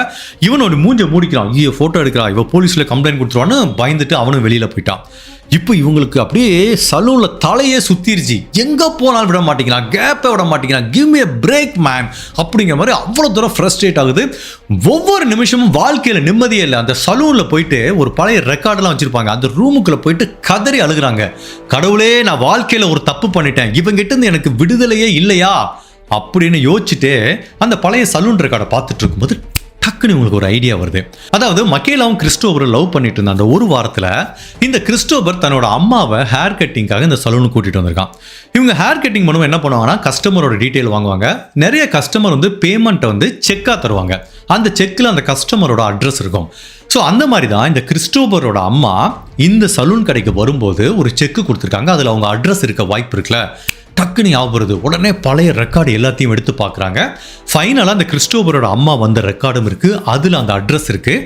ஏற்கனவே கிறிஸ்டோபர் என்ன சொல்லியிருந்தா, நான் எங்கள் அம்மா கூட தான் தங்கியிருந்தேன் அப்படிங்கிற மாதிரி சொல்லியிருக்கான். இப்போ சூப்பர், அப்போ கிறிஸ்டோபரோட அட்ரஸ் கிடச்சிருச்சு. இதை வச்சு அவனுக்கு அகைன்ஸ்டாக ப்ரொடக்ஷன் ஆர்டர் வாங்கிடலான்னு இப்போ திரும்பவும் போலீஸ் ஸ்டேஷனுக்கு போகிறாங்க. ஸோ இது வரைக்கும் அவன் ஸ்டார்ட் பண்ண எல்லா டீட்டெயிலும், அவன் மிரட்டல் தோணியில் அனுப்பிச்ச வாய்ஸ் மெசேஜ்லேருந்து இவங்க கடைசி அவனை எடுத்த ஃபோட்டோலேருந்து எல்லா ஆதாரங்களையும் கொடுத்து ஒரு ஃபார்மை ஃபில் பண்ணி இப்போ அந்த கிறிஸ்டோபரோட அட்ரஸையும் கொடுக்குறாங்க. அப்போ போலீஸ் ஆஃபீஸர் சொல்கிறாங்க, இனிமேல் பிரச்சனை இல்லை, கண்டிப்பாக நாங்கள் அவனுக்கு அகெயின்ஸ்டாக ப்ரொடக்ஷன் ஆர்டர் எடுப்போம். இந்த ப்ரொடக்ஷன் ஆர்டர் எடுத்தால் என்ன அர்த்தம் அப்படின்னா, அவங்ககிட்ட கொடுத்து வார்னிங் கொடுத்துருவாங்க. சட்டப்படி நீ அந்த பெண் பக்கத்தில் போகக்கூடாது, ஃபோன் பண்ணக்கூடாது, எதுவுமே பண்ணக்கூடாது. அப்படி பின்னாடி போனாலோ ஃபோன் பண்ணாலோ சட்டத்தை மீற மாதிரி உடனே அரெஸ்ட் பண்ணி ஜெயிலுக்கு அனுப்பிடுவாங்க. இதுதான் தண்டனை. இது வந்து நல்லாவே தெரியும் கிறிஸ்டோபருக்கும். இப்போ அவனுக்கு அகேன்ஸ்டாக ப்ரொடக்ஷன் ஆர்டர் வாங்கிட்டாங்க. இப்போ கிறிஸ்டோபர்கிட்டையும் இந்த தகவல் சொல்லப்படுது. இது கிறிஸ்டோபரை மேலும் மேலும் கோவப்படுத்துது. இவா தன்னோட கணவரோடய திரும்ப போய் ஜாயின் அடிச்சுக்கிட்டா, தன்னை பக்கத்தில் வர முடியாமல் போலீஸ் கிட்ட இருந்து ப்ரொடக்ஷன் ஆர்டர் வாங்கிட்டாங்கிற மாதிரி பயங்கர கோபம் வருது. பட் இந்த பக்கம் வந்து மக்கேலாக்கு பயங்கர சந்தோஷமா இருக்கு. அப்படி ப்ரொடக்ஷன் ஆர்டர் வாங்கியாச்சு, இனிமேல் இவனால நம்மளுக்கு எந்த பிரச்சனையும் இல்லை அப்படிங்கிற மாதிரி ஒரு நிம்மதியான வாழ்க்கையை வாழலாங்கிற மாதிரி நினைச்சிட்டு இருக்காங்க. பட் தான் நினைச்சிட்டு இருந்தது எவ்வளவு பெரிய தவறு அப்படிங்கிறது அப்ப மக்கேலாக்கு தெரியல. செப்டம்பர் மாதம் 12ஆம் தேதி 2015ஆம் வருஷம் ஒரு நாள் ஒரு பிஸியான டே அவங்களுக்கு சலூனில். நிறைய கிளைண்ட் வந்தாங்க. நைட்டு 9 மணி வரைக்கும் அவங்களுக்கு வேலை வந்திருக்கு. ஸோ 9 மணிக்கு வேலையை முடிச்சுட்டு டயர்டாக காரில் ஏறி தன்னோட வீட்டுக்கு வராங்க. அதாவது கணவர் வீட்டுக்கு வராங்க, குழந்தைகள் இருக்காங்க. அன்னைக்கு வந்து ஸ்பெஷலாக அவங்க அம்மாவும் இவங்களோட 2 நாள் இருக்கணுங்கிறக்காண்டி அவங்க அம்மாவும் வந்திருக்காங்க. ஸோ இவங்க என்ன பண்ணுறாங்கன்னா, அவங்க வீட்டு டிரைவே முன்னாடி இருக்க கார் பார்க்கிங்கில் வந்து அப்படி நிற்கிறாங்க. அப்படி நிற்கும் போது அவங்களுக்கு வந்து ஒரு ஃபோன் வருது. அந்த ஃபோனை எடுக்கிறாங்க. யார் பண்ணால் இவங்களோட குழந்தை பண்ணுது. எப்போம்மா வீட்டுக்கு வருவ, உனக்காக நான் ஸ்பெஷலாக ஒன்று பண்ணி வச்சுருக்கேங்கிற மாதிரி அந்த குழந்தைகளை ஆசையாக கூப்பிடுது. அம்மா ஒரு 15 செகண்டில் வந்துடுவேன், நான் எங்கே இருக்கேன் தெரியுமா, வீட்டு வாசலில் தான் நிற்கிறேங்கிற மாதிரி சொல்கிறாங்க. அந்த குழந்தையும் சந்தோஷமாக ஃபோனை வச்சிருச்சு. ஸோ இவங்க அந்த ஃபோனை வந்து திரும்ப ஹேண்ட்பேக்கில் போகிறாங்க. அப்படி கதவை திறக்கிறாங்க, அப்படி லாக் பண்ணுறாங்க. மெதுவாக அந்த டிரைவேலேருந்து வீட்டு கதவை நோக்கி இப்படி போகிறாங்க. இப்படி சாவியை போட்டு கதவை திறந்துட்டாங்க. எல்லா மனிதர்களுக்குமே ஒரு உள்ளுணர்வு இருக்கும். நெடுநேரம் தன்னை யாராவது பார்த்துட்டே இருந்தாலோ இல்லை தான் பின்னாடி யாராவது வந்து நின்னாலோ ஒரு உணர்வு வரும். இந்த பெண்மணிக்கும் அதே மாதிரி ஒரு உணர்வு வருது, தனக்கு பின்னாடி யாரோ நிற்கிற மாதிரி. சடனாக திரும்பி பார்க்குறாங்களே, அவங்க ஹார்ட்டே ஃப்ரீஸ் ஆயிடுச்சு. அப்படி இதய துடிப்பு அதிகமாகிட்டே வருது. பார்த்தா பின்னாடி இந்த கிறிஸ்டோபர் நிற்கிறான். இதுக்கு முன்னாடி அவன் வந்ததுக்கும் இப்போ வந்ததுக்கும் ஒரு மிகப்பெரிய வித்தியாசம் தெரியுது. அவனோட முகத்தில் அவ்வளவு கோபமும் கொலைவெறியும் தெரியுது. நீ என்ன விட்டு பிரிஞ்சு போயிட்ட, உன் கணவருடைய போயிட்ட, இப்போ ப்ரொடக்ஷன் ஆர்டர் வேற வாங்குவியாடி அப்படிங்கிற மாதிரி ஒன்றுமே பண்ணலை. இப்படி கொஞ்ச நேரம் முறைச்சு பார்த்துட்டே இருந்தால அப்போவே இந்த பெண்மணிக்கு புரிஞ்சு போச்சு இவன் தன்னை ஏதோ பண்ண போறானே. சரி, இப்போ கதவை திறந்துட்டோம், வீட்டுக்குள்ளே போனால் என்ன ஆகும்? இவன் தன்னை துரத்திட்டு வந்தானா வீட்டுக்குள்ளே வருவான், குழந்தைகளோட உயிருக்கு ஆபத்துன்னு உடனே வீட்டுக்கு வெளியில் தன்னோட கார்டனை நோக்கி அப்படியே ஓட ஆரம்பிக்கிறாங்க. இவன் என்ன பண்ணுறான், அப்படியே மெதுவாக தன்னோட பாக்கெட்டுக்குள்ளே எடுத்து இந்த ஒரு துப்பாக்கி எடுக்கிறான். அப்படி நேராக வச்சு இந்த மகேலாவை நோக்கி ஒரே ஒரு துப்பாக்கி கொண்டு அவங்களோட முதுகு பகுதியில் தொலைக்குது. அப்படியே நிலை குலைஞ்சி அந்த கார்டன்லேயே விழுந்துடுறாங்க. துப்பாக்கி சத்தத்தை கேட்டு உள்ளேருந்து அவங்க அம்மா பதறி அடிச்சுட்டு ஓடி வராங்க. இவன் உடனே அந்த ஏரியா விட்டு கிளம்பி போயிடான். அப்படி கார்டனில் பார்க்கும்போது இந்த மகேலா இப்படி தலை குப்புற படுத்திருக்காங்க. அவங்க உடம்புலேருந்து அவ்வளோ ரத்தம் வருது. அவங்க உடம்பே பேரலைஸ் ஆயிடுச்சு. என்ன நடந்துச்சு என்னன்னே சொல்ல முடியல. அவங்க அம்மா பார்த்து கதறி அழுகுறாங்க. உடனே 911க்கு கால் பண்ணுறாங்க. என்னோட பொண்ணை யாரோ சுட்டுட்டாங்க அப்படின்னு. உடனே பேராமெடிக் டீம் வர்றாங்க. இந்த மகேலாவை ஹாஸ்பிட்டலில் சேர்க்குறாங்க. பட் லக்கிலி இவங்களோட நல்ல நேரமாக என்னன்னு தெரியல, கடவுள் அவங்க உயிரை காப்பாற்றிடுறாங்க. அதுக்குரிய மெயின் காரணம் என்னன்னா, ஒரே ஒரு துப்பாக்கி குண்டு அவங்களோட விழா எலும்பு மேலே பட்டு தப்பிச்சிருக்கு. அது இன்னும் ஜஸ்ட் ஒரு 2-3 சென்டிமீட்டர் கீழே இறங்கியிருந்தா அவங்களோட உடல் உறுப்புகளை தொலைச்சி அங்கேயே மரணம் அடைஞ்சிருப்பாங்க. லக்கிலி அந்த துப்பாக்கி குண்டுகள் அவங்களோட விழா எலும்பை தாக்குனதுனால தான் ரிஃப்ளெக்ட் ஆகி இவங்களோட உயிர் காப்பாற்றப்பட்டிருக்குங்கிற மாதிரி டாக்டர் சொல்கிறாங்க. பட் அப்படி இருந்தாலும் அதுக்கு நிறைய சர்ஜரி தேவைப்பட்டிருக்கு. அவங்க ஹாஸ்பிட்டல்லே 1 மாதம் ட்ரீட்மெண்ட் எடுத்து ஒரு நீண்ட நாளைக்கு அப்புறம் தான் ரெக்கவர் ஆகி வெளியில் வந்திருக்க முடியுது. பட் இந்த டயத்தில் இவங்களை எப்போ ஹாஸ்பிட்டல் அட்மிட் ஆனாங்களோ அப்போவே சரி இவங்களை யார் சுற்றுப்பா அப்படிங்கிறது தெரிஞ்சு அந்த கிறிஸ்டோபரை போலீஸ் உடனே கண்டுபிடிச்சு அரெஸ்ட் பண்ணிட்டாங்க. ஃபர்ஸ்ட் இந்த மாதிரி ப்ரொடக்ஷன் ஆர்டரை மீறின குற்றத்துக்காக அரெஸ்ட் பண்ணியிருக்காங்க. ஃபெலனி சார்ஜஸ் அதுக்கே நிறைய வருஷம் சிறை தண்டனை. இப்போ கொலை பண்ண முயற்சி பண்ணியும் குற்றத்துக்காகவும் அரெஸ்ட் பண்ணி இப்போ அந்த கிறிஸ்டோபரை ஜெயிலில் அடைக்கிறாங்க. ஸோ இந்த மகேலாவும் கொஞ்சம் கொஞ்சமாக தங்களோட ஹெல்த் இம்ப்ரூவ் ஆகி வீட்டுக்கு வர்றாங்க. ஆல்மோஸ்ட் இம்ப்ரூவ் ஆகி நிறைய எக்ஸசைஸ் பண்ணுறாங்க. தன்னோட வாழ்க்கையை திரும்ப சீரமைக்கிறதுக்காக முயற்சி பண்ணுறாங்க. பிகாஸ் இதனால் அவங்களோட மனநலம் மிகுந்த அளவு பாதிக்கப்பட்டிருக்கு. ஸோ உடலையும் பேணி பாதுகாக்கணும், அவங்களோட மனநலத்தையும் பேணி பாதுகாத்து கொஞ்சம் கொஞ்சமாக அந்த அதிர்ச்சியிலேருந்து மீண்டு வர ஆரம்பிக்கிறாங்க. அதுக்கப்புறம் ரெகுலராக திரும்ப சலூனுக்கு வேலைக்கு போக ஆரம்பிக்கிறாங்க. ஸோ அங்கே அந்த மாதிரி அவங்க ரெகுலர் ஆக்டிவிட்டியை பண்ண ஆரம்பித்ததுக்கப்புறம் அவங்களுக்கு வாழ்க்கை மேலே ஒரு நம்பிக்கை வருது. இதுக்கு முன்னாடி தன்னோட கணவர் டிராவிஸ் கூட ஏற்பட்ட கருத்து வேறுபாடு காரணமாக அவங்க விவாகரத்தை அப்ளை பண்ணியிருந்தாங்க. இப்போ கணவன் மனைவி 2 பேரும் பேசி அந்த விவாகரத்தை கேன்சல் பண்ணுறாங்க. இல்லை ஒரு கணவன் மனைவினா புரிதலோட இருக்கணும், ஒருத்தருக்கு ஒருத்தர் விட்டு கொடுக்கணும், ஒருத்தருக்கு ஒருத்தரை புரிஞ்சு அன்பு பாராட்டி இருக்கிறதா வாழ்க்கை அப்படிங்கிறத 2 பேரும் புரிஞ்சுக்கிட்டதுனால அவங்க டிவோர்ஸை கேன்சல் பண்ணிட்டு இதுக்கு முன்னாடி இருந்ததை விட பல மடங்கு அன்பா அந்த உறவோட பலம் பல மடங்கு அதிகமாகி இப்போ மகேலா தன்னோட கணவர் கூட ஒரு சந்தோஷமான வாழ்க்கையை தன்னோட 2 குழந்தைகளோட வாழ்ந்துட்டு இருக்காங்க. இந்த டயத்தில் இந்த குற்றத்துக்காக இந்த கிறிஸ்டோபருங்கிற நபரோட வழக்கோட விசாரணை அமெரிக்க நீதிமன்றத்துக்கு போகுது. பிளஸ் அவன் ஏற்கனவே ஒரு கிரிமினல், இந்த மாதிரி ஒரு பெண்ணை பலமுறை கொடுமைப்படுத்தி ஸ்டாக் பண்ணது, சுட்டு கொலை பண்ண முயற்சி பண்ண குற்றத்துக்காக இந்த கிறிஸ்டோபருக்கு அமெரிக்க நீதிமன்றத்தில் 30 இயர்ஸ் ஜெயில் தண்டனை கொடுக்குறாங்க. ஸோ கண்டிப்பாக 30 இயர்ஸுக்கு குறைஞ்சி அவன் ஜெயிலை விட்டு வர்றதுக்கு வாய்ப்பில்லை. பட் அட்லீஸ்ட் இந்த 30 இயர்ஸ் ஆகுது இந்த மகேலா ஒரு நிம்மதியான வாழ்க்கையை வாழலாம். பட் இந்த 30 இயர்ஸ்க்கு அப்புறம் அவன் ஜெயிலேருந்து வரும்போது அவன் உண்மையிலே திருந்திருக்கலாம். இல்லை இந்த 30 வருஷ ஜெயில் வாழ்க்கைக்கு நீ தான் காரணங்கிற மாதிரி அந்த பெண்மணியை திரும்பவும் பழி வாங்க வரலாம். என்ன வேணாலும் நடக்கலாம். பட் இப்போ பொறுத்த வரைக்கும் இந்த இன்சிடென்ட் நடந்தது ஒரு 2016 வருஷம் தான் தண்டனை கொடுத்துருக்காங்க. ஸோ இவன் ஜெயிலுக்கு போய் 10 வருஷம் ஆகுது. மேபி இன்னொரு 20 இயர்ஸ் அவங்க வாழ்க்கையை நிம்மதியாக வாழலாம். அதுக்கப்புறம் என்ன நடக்க போகுது அப்படிங்கிறது நம்ம யாருக்கும் தெரியாது. இந்த வழக்கு ஐதகோங்கிற ஸ்டேட்ல ஒரு மிக முக்கியமான வழக்காக பார்க்கப்படுது. இவங்க பலமுறை ப்ரொடக்ஷன் ஆர்டர் வாங்க முயற்சி பண்ணா கூட பல காரணங்களுக்காண்டி தள்ளி போகுது. அது ஒரு முக்கியமான சட்டத்தில் இருக்கிற ஒரு ஓட்டை என்ன அப்படின்னா, ஒரு நபர் உங்களை ஸ்டாக் பண்ணுறான்னா அவங்க கூட நீங்கள் ரிலேஷன்ஷிப்பில் இருந்துக்கணும், ப்ளஸ் ஒரு 30 டேஸாவது ரிலேஷன்ஷிப்பில் இருந்துக்கணுங்கிற மாதிரி ஒரு சட்டம் இருக்குது. அதனால தான் இவங்களால ப்ரொடக்ஷன் ஆர்டர் வாங்க முடியல. இப்போ இன்கேஸ் அந்த சட்டம் இல்லைன்னா அவங்க என்ன பண்ணிருக்கலாம், முன்னாடியே ப்ரொடக்ஷன் ஆர்டர் வாங்கிக்கலாம், இவ்வளோ பெரிய பேராபத்து தவிர்க்கப்பட்டிருக்கலாம். அதனால் ஐதகோ ஸ்டேட்ல இந்த இன்சிடென்ட்க்கு அப்புறம் இந்த ஸ்டாக்கிங் உரிய சட்டத்திட்டத்தையே மாத்துறாங்க. இந்த ரிலேஷன்ஷிப்ல இருக்கணும் 30 டேஸ் தான் இருக்கணும் அப்படிங்கிறதுலாம் இல்ல. யாரை ஸ்டாக் பண்ணாலும் அதுக்குரிய சரியான ஆதாரம் இருந்துச்சுன்னா ப்ரொடக்ஷன் ஆர்டர் கொடுக்கப்படுங்கிற மாதிரி தான் இந்த இன்சிடென்ட்க்கு அப்புறம் அந்த ஸ்டேட்ல சட்டத்திட்டத்தில் ஒரு மிகப்பெரிய மாறுதல் வந்தது. இந்த கேஸை பத்தி நான் என்ன ஃபீல் பண்றேன்னா, உண்மையிலேயே மக்கேலங்கிற பெண்மணி இந்த 1.5 வருஷம் இவன் கொடுத்த அந்த மன அழுத்தத்தை, டார்ச்சரை எப்படி தாங்கிக்கிட்டாங்கிறத நினைச்சு கூட பார்க்க முடியல. மேபி இந்த மாதிரி ஒரு ஸ்டாக்கிங்கை அனுபவிச்ச பெண்கள் இதை கரெக்டான ரிலேட் பண்ணி பார்க்க முடியும். பட் என்னால் கண்டிப்பாகவே உணர முடியுது. ஒவ்வொரு நிமிஷமும் ஒவ்வொரு நொடியும் அவன் எப்போ வருவான், என்ன பண்ணுவான் அப்படிங்கிறத அவங்களால யூகிக்க முடியாம எப்போ வேணாலும் தனக்கு பேராபத்து வரலாங்கிற பதட்டத்தோட இருக்கிறது உண்மையிலேயே அவ்வளோ கொடூரமான விஷயம். அதுவும் தனக்கு மட்டுமல்ல, தன்னோட குடும்பத்துக்கும் இவனால ஏதோ ஒரு ஆபத்து வருமாங்கிற ஒரு பயத்தோட இருந்திருப்பாங்க பார்த்தீங்களா. அந்த வலியையும் வேதனையும் கற்பனை கூட பண்ணி பார்க்க முடியல. ஈவன் அந்த வலியையும் தாண்டி ஒரு குற்ற உணர்ச்சி அவங்க கிட்ட இருந்திருக்கணும். பிகாஸ் நம்ம தான் போய் இவனை வாழ்க்கையில் இழுத்து விட்டோம். ஸோ தன்னால தானே ஒட்டுமொத்த குடும்பத்துக்கும் ஒரு ஆபத்து வருது அப்படிங்கிற குற்ற உணர்ச்சியோடையும் ஒரு பய உணர்வோடையும் அவங்க வாழ்ந்த வாழ்க்கையை நினைச்சு கூட பார்க்க முடியல. ஸோ இந்த மாதிரி ஸ்டாக்கிங்கை நான் ஏற்கனவே இந்த கேஸோட முன்னுரையில் சொன்ன மாதிரி பெண்கள் ஏதாவது ஒரு இடத்துல ஃபீல் பண்ணியிருப்பீங்க. அந்த ஸ்டாக்கிங்கோட வீரியம் வேற மாதிரி இருக்கலாம். சில பேர் சும்மாவே பஸ் ஸ்டாப்பில் ஸ்டாப் பண்ணிட்டு போவாங்க. சில பேர் ரொம்ப சீரியஸாக பின்தொடர்வாங்க. நீ லவ் பண்ணிக்கலன்னா நான் தற்கொலை பண்ணிப்பேங்கிற மாதிரி மிரட்டுவாங்க. அந்த மாதிரி வேற லெவல் ஆஃப் ஸ்டாக்கிங்கை நீங்கள் பார்த்துருப்பீங்க. ஈவன் திருமணமான பெண்கள் கூட இந்த மாதிரி ஸ்டாக்கிங்கை ஃபீல் பண்ணியிருப்பீங்க.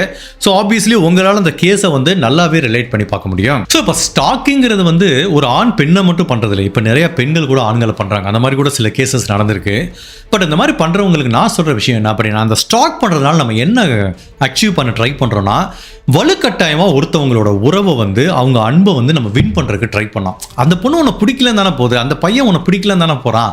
நீ எதுக்காக அப்படி ஸ்டாக் பண்ணி வழிய போய் அந்த உறவை நீ வேணும்னு நினைக்கிற? அப்படி நீ கஷ்டப்பட்டு பறிக்கிற உறவு நீடிக்கும் நினைக்கிற? இல்லை அது ஒரு உண்மையான உறவாக இருக்குமா, இல்லை அது ஒரு உண்மையான சந்தோஷத்தை உனக்கு கொடுக்குமா அப்படின்னு கேட்டால் கண்டிப்பாக கொடுக்காது. ஸோ இந்த ஸ்டாக்கிங் மூலமாக நம்ம அச்சீவ் பண்ண போகிறது ஒன்றுமே கிடையாது. அதே டயத்தில் ஸ்டாக் பண்ணுறதுனால நம்ம ஒருத்தவங்களுக்கு கொடுக்குற மன அழுத்தமும் இந்த மென்டல் டார்ச்சரும் உண்மையிலேயே நம்மளால் கற்பனை கூட பண்ணி பார்க்க முடியாது. ஸோ இந்த வீடியோவை பார்த்துட்டு இருக்கவங்க இது வரைக்கும் உங்களையும் அறியாமல் நீங்கள் யாரையாவது ஸ்டாக் பண்ணிட்டு இருந்தா தயவு செய்து நிப்பாட்டுங்க. உங்களை பொறுத்த வரைக்கும் ஏதோ ஒரு விஷயம் வேணும் தான் அதை நம்ம பண்ணுறோம். பட் நம்ம கொடுக்குற ப்ரெஷர் எதிர்முனையில் இருக்க நபருக்கு எவ்வளோ பெரிய டார்ச்சராக இருக்குங்கிறத நினச்சி கூட பார்க்க முடியாது. நீங்கள் ஒரு ஆண் பெண்ணை ஸ்டாக் பண்ணிட்டு இருந்தால் கூட, பெண் ஆணை ஸ்டாக் பண்ணால் கூட தயவு செய்து இந்த கேஸை ஒரு எக்ஸாம்பிளாக எடுத்துகிட்டு இந்த ஸ்டாக் பண்ணுறதை மட்டும் ஸ்டாப் பண்ணிடுங்க. ஸோ நான் ஏற்கனவே சொன்ன மாதிரி இந்த உறவுங்கிறது ஒரு பட்டாம்பூச்சி மாதிரி. அதுவே கேஷுவலாக நம்மக்கிட்ட வந்தால் தான் அதோட வீரியமும் அந்த உறவோட அன்பு, பாசம், காமம், காதல் எல்லாமே நேச்சராக இருக்கும். இல்லை அப்படி போயிட்டு இருக்க ஒரு பட்டாம்பூச்சி நம்மளை விட்டு பறந்து போயிட்டு இருக்கு, அப்படி பிடிச்சி இப்படி கைக்குள்ள விட்டு வந்தால் என்ன ஆகும்? அந்த பட்டாம்பூச்சி செத்து தான் போகும். ஸோ அந்த மாதிரி ஒரு உறவை நீங்கள் அடைஞ்சி வாழ்க்கையில் சந்தோஷமாக இருந்துட முடியுமா? கண்டிப்பாக முடியாது. ஸோ அதனால் இந்த ரிலேஷன்ஷிப்புங்கிறது எப்படின்னா ஆர்கானிக்காக நேச்சராக அமையணும். இதை ஃபோர்ஸ் பண்ணி வர வைக்கிற விஷயம் கிடையாது. அப்படி அடைஞ்சிங்கன்னா அதில் கிடைக்கிற ஆர்கானிக்கான சந்தோஷம் நம்ம வாழ்க்கையில் கண்டிப்பாக கிடைக்காது. அதையும் தாண்டி இந்த கேஸில் நம்ம எல்லாரும் எடுத்துக்க வேண்டிய இன்னொரு விஷயம் என்ன அப்படின்னா, உண்மையிலே நம்ம லைஃப்பில் ஒருத்தரை செலக்ட் பண்ணும்போது எவ்வளவு கவனமாக இருக்கணும் அப்படிங்கிறதுக்கு ஒரு பெஸ்ட் எக்ஸாம்பிள். பிகாஸ் இனிஷியலாக நம்ம ஒருத்தவங்களை லவ் பண்ணி அவங்க கூட டேட்டிங் பண்ணும்போதோ அவங்களோட ஒரு பக்கம், ஒரு பாசிட்டிவான பக்கம் தான் தெரியும். பட் சிறிது காலம் கழிச்சு தான் அவங்களோட நெகட்டிவான பக்கமும் தெரியும். ஸோ கண்டிப்பாக ஒரு கமிட்டடான உறவுக்குள்ளே போகிறதுக்கு முன்னாடி அவங்கள பற்றியான நீங்கள் முழு தகவலையும் நல்லா தெரிஞ்சுக்கோங்க. இந்த கேஸில் மகேலா கொஞ்சம் அவசரப்பட்ட மாதிரி அவனோட ஒரு நல்ல பக்கத்தை மட்டும் பார்த்து அவனுக்கு பின்னாடி இருக்க ஒரு மிருகத்தை கவனிக்காம விட்டாங்க. பட் அட்லீஸ்ட் லக்கிலி அவனை கல்யாணம் பண்ணுறதுக்கு முன்னாடியாவது இதை கண்டுபிடிச்சாங்க. ஸோ அதே மாதிரி தான் நீங்கள் ஒரு டேட்டிங் ஆப்பில் யாரையாவது மீட் பண்ணாலும் சரி, இல்லை மேட்ரிமோனியில் பார்த்தாலும் சரி, இல்லை சோஷியல் மீடியாவில் யாராவது மீட் பண்ணாலும் சரி, அவசரப்பட்டு எந்த ஒரு கமிட்டடான உறவுக்குள்ளேயும் போகாமல் நெடுநாள் அந்த நபரை பற்றி நல்லா தெரிஞ்சதுக்கப்புறம் ஒரு கமிட்டடான ரிலேஷன்ஷிப் போங்க. பிகாஸ் அந்த நபரோட முகம் எப்படி இருக்குன்னு தெரியாது. நீங்கள் ஃப்ரெண்ட்ஷிப்பாகவும் எடுத்துக்கோங்க, யாரை வேணால் எடுத்துக்கோங்க. ஃபஸ்ட்டு நீங்கள் ஒருத்தர் கூட பழக ஆரம்பிக்கிறீங்க, அவர் யாருன்னே உங்களுக்கு தெரியாது. இனிஷியலாக எல்லாருமே நல்லா தான் பேசுவாங்க. எந்த மனிதர்களும் நண்பராக பழகினாலும் சரி, இல்லை நீங்கள் ஒரு பிஸ்னஸ் போகிற இடத்துக்கு இருந்தாலும் சரி, இல்லை ஆஃபீஸுக்கு வேலைக்கு போகிற இடத்துனாலும் சரி, ஃபஸ்ட்டு கொஞ்ச நாள் எல்லாருமே நல்லா தான் இருப்பாங்க. போக போக தான் அவங்களோட சுயரூபம் தெரிய ஆரம்பிக்கும். அதே மாதிரி தான் இந்த மாதிரி ஒரு ஆஃபீஸுக்கோ பிஸ்னஸ்க்கே பார்க்கும்போது நம்ம லைஃப்பில் எப்படி பார்க்கணும். ஸோ ஒரு ரிலேஷன்ஷிப்பை கமிட் பண்ணுறதுக்கு முன்னாடி நல்ல நிதானமாக ஆராய்ஞ்சு ஒரு முடிவு எடுத்துக்கோங்க. இந்த மாதிரி ஒரு தவறான நபர்கிட்டையும் போய் பிரச்சனையில் மாட்டிக்காதீங்க. ஹோப்ஃபுல்லி இந்த வழக்கில் 2 விதமான விஷயங்கள் எடுத்துக்கிட்டோம். ஸ்டாக் பண்ணுறதை பற்றி எடுத்துக்கிட்டோம், தயவுசெய்து பண்ணாதீங்க. அதே மாதிரி ஒரு ரிலேஷன்ஷிப்பை நீங்கள் கமிட் ஆகிறதுக்கு முன்னாடி நல்லா யோசிச்சு ஒரு முடிவெடுங்க. ஹோப்ஃபுல்லி இந்த மகேலாவோட வழக்கு நம்ம நிறைய பேத்துக்கு ஒரு முன்னுதாரணமாக இருக்குங்கிற மாதிரி நான் நம்புகிறேன். இந்த கேஸ் ரொம்ப யூஸ்ஃபுல்லாக இருக்கு நீங்கள் ஃபீல் பண்ணீங்கன்னா இந்த மாதிரி ஒரு ரிலேஷன்ஷிப்பில் இருக்கிறவங்களோ இல்லை ஸ்டாக் பண்ணிட்டு இருக்கவங்க யாராவது இருக்காங்களோ அவங்க கிட்ட இதை ஷேர் பண்ணுங்கள். இன்கேஸ் உங்களை யாராவது ஸ்டாக் பண்ணுறாங்க அப்படின்னா அதில் முக்கியமான விஷயம் என்ன அப்படின்னா, நான் நிறைய வீடியோவில் சொல்லியிருக்கேன், அந்த ஸ்டாக்கிங்கை வந்து எந்த இடத்துல எஸ்கலேட் பண்ணணுங்கிறதா ரொம்ப முக்கியம். சில பேர் பார்த்தீங்கன்னா பஸ் ஸ்டாப்லேருந்து வருவான் அப்படியே ட்ராப் பண்ணிட்டு போவான், அந்த மாதிரி ஆளுகளால் பிரச்சனை இல்லை. சில பேர் பார்த்தீங்கன்னா 24 மணி நேரம் உங்களை பின்தொடர்ந்துட்டே இருப்பான். அந்த மாதிரி ஆசாமிகள் வந்து ரொம்ப டேஞ்சரானவங்க. சில பேர் வந்து மிரட்டல் தோணியில் பேசுறது, வீட்டுக்குள்ளே வர்றது, இந்த மாதிரிலாம் உங்களுக்கே தெரியும். அப்படி எஸ்கலேஷன் அப்படி ஸ்டெப் பை ஸ்டெப் அதிகமாகிட்டு போகுதுன்னா ஃபர்ஸ்ட் உங்கள் வீட்டில் இருக்க கணவர்கிட்ட சொல்லுங்கள், இல்லை திருமணமாகாத பெண்ணை அம்மா அப்பாட்ட சொல்லுங்கள். தேவைப்பட்டா சட்டத்தோட உதவியை நாடிப்போங்க, காவல்துறையோட உதவியை நாடிப்போங்க. எந்த இடத்துல இந்த ஸ்டாக்கிங்கை எஸ்கலேட் பண்ணுங்கிறது ரொம்ப ரொம்ப முக்கியம். ஸோ அதை கரெக்டாக பார்த்து பண்ணுங்கள். ரொம்ப நாள் இந்த ஸ்டாக்கிங் அப்படியே விட்டுறாங்க, அது என்றைக்குமே டேஞ்சரஸ் தான். இந்த வீடியோ பயனுள்ளதாக இருந்துச்சுன்னா உங்கள் ஃப்ரெண்ட்ஸ் கிட்டையும் குடும்ப உறவுகள்கிட்டையும் ஷேர் பண்ணுங்கள். இந்த மாதிரி அனதர் கேஸில் உங்களை சந்திக்கிறேன். Till then stay safe, take care, பாய்.